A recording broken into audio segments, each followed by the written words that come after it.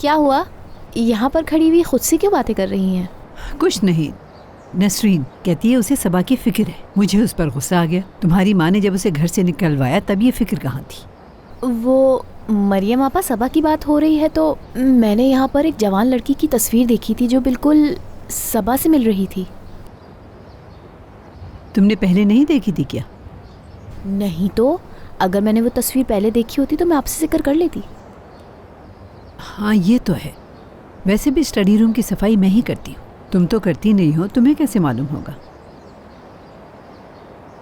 वैसे वो किसकी तस्वीर है मरियम आपा?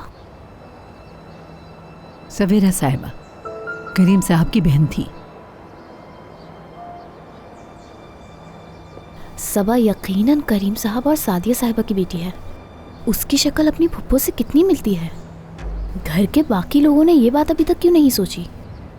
शायद इसलिए कि उनको इस तब्दीली का इल्म ही नहीं है।